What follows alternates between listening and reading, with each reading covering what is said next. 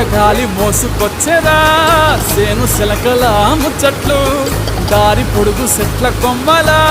రాలుతున్న పూల సప్పట్లు గట్టి మోపులు కాల్వ కట్టులు చెమట సుక్కల్లో తడిసిన ఈ మట్టి గంధాల